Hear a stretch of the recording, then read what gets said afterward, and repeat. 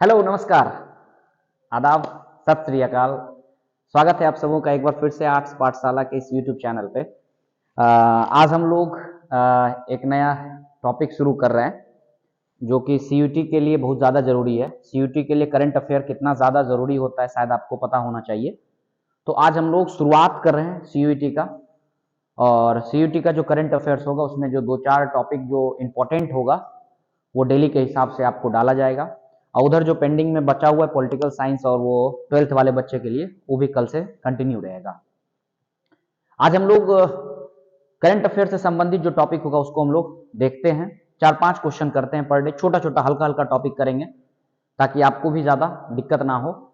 और एक और बात कि जो बच्चे 11th की पढ़ाई करना चाह रहे हैं, खास करके जो 12th के बच्चे जो हैं, जो भी 12th की पढ़ाई करना चाह रहे हैं, उनके लिए एक बहुत अच्छा अवसर है कि आप आइए हमारे आर्ट्स पाठशाला के टीम से जुड़िए और एक अच्छा सुविधा, एक अच्छी टीम के साथ हम आपके साथ जुड़ रहे हैं। और साथ ही साथ ये करंट अफेयर जैसा भी टॉपिक आप लोगों को डेली जो है बच्चे के बीच में करवाया जाएगा। तो आज हम लोग शुरू करते हैं। शुरुआत ज़्यादा नहीं, 5 से 7 मिनट समय लगेगा आपका, और उसी में हम लोग ये पूरे टॉपिक को इजीली कवर कर लेंगे।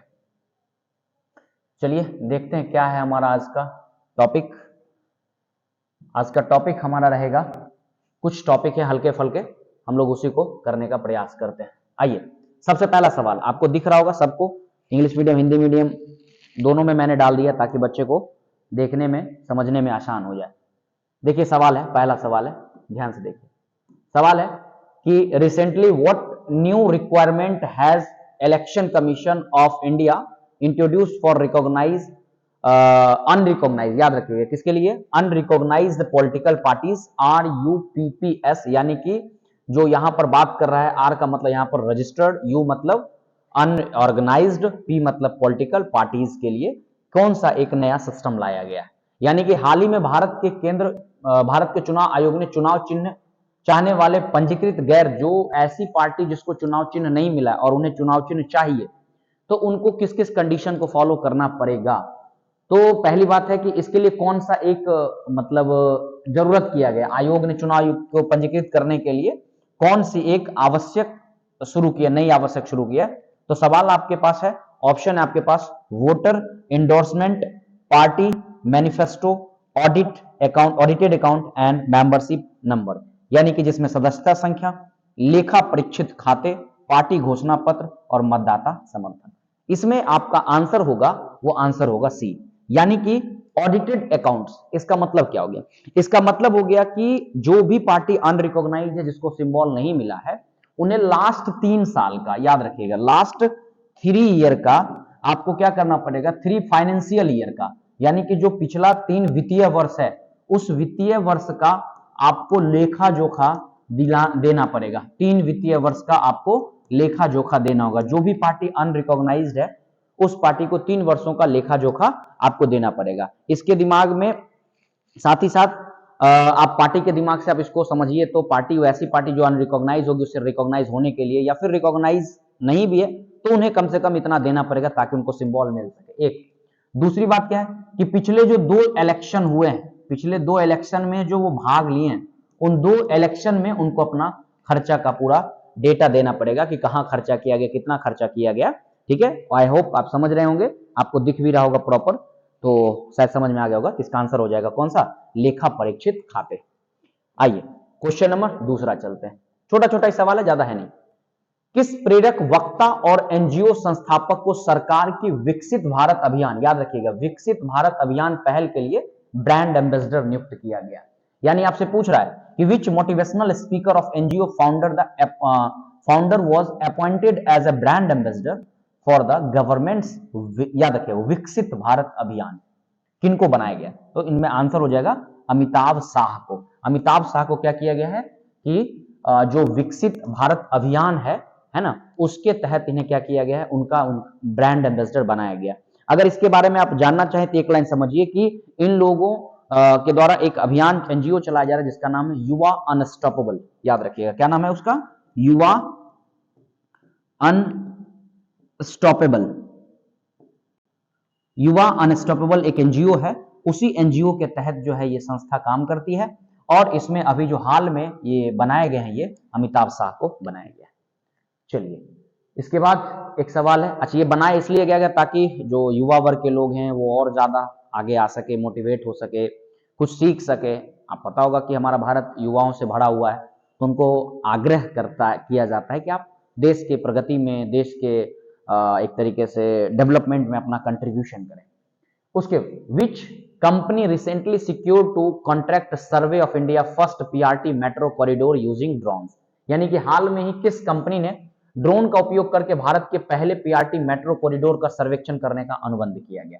यानी इसमें आपको सवाल पूछ रहा है कि किस कंपनी को दिया गया, तो ये जो कंपनी दिया गया है ये आईजी ड्रोन को दिया गया। ये आईजी ड्रोन उत्तराखंड का ये है और इसके तहत कहा जाता है, इस आईजी ड्रोन के तहत में कहा जाता है कि क्या करेगा कि इस ड्रोन के माध्यम से जो मेट्रो है उस मेट्रो का हवाई मैपिंग इसको किया जाएगा, ड्रोन के माध्यम से उसको मैपिंग किया जाएगा ताकि काम इजिली और जल्दी हो सके।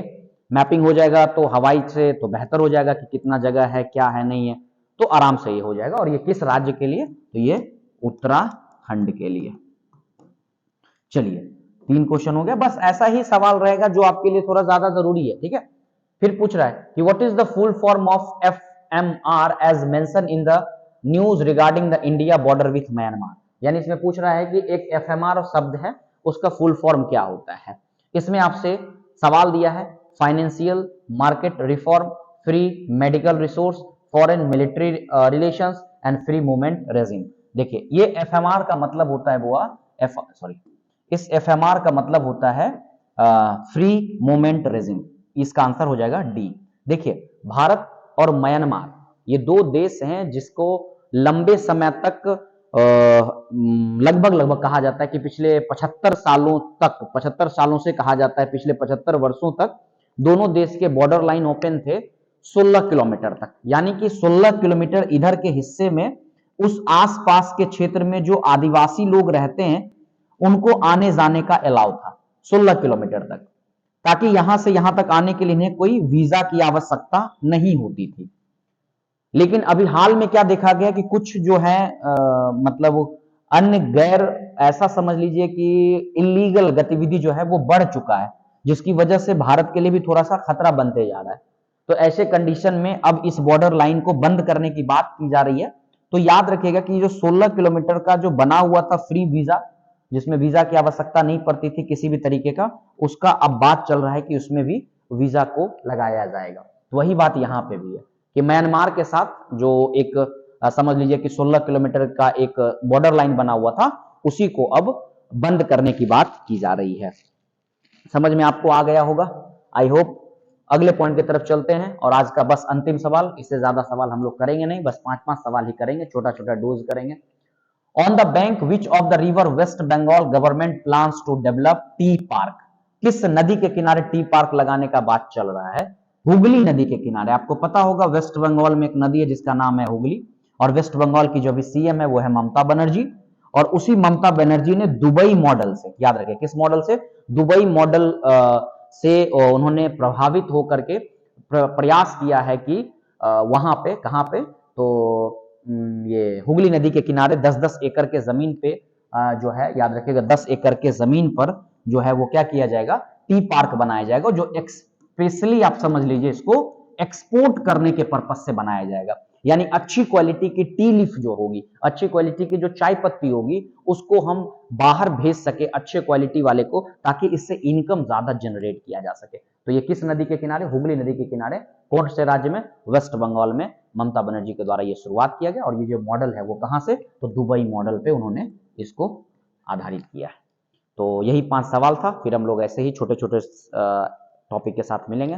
तब तक के लिए धन्यवाद, बने रहिएगा आर्ट्स पाठशाला के इस यूट्यूब चैनल पे। अगर आपको अच्छा लग रहा हो तो प्लीज आप ज्यादा से ज्यादा शेयर करिए और सब्सक्राइबर को बढ़वाइए। मिलते हैं फिर हम लोग अगले वीडियो में। टाटा बाय बाय, धन्यवाद।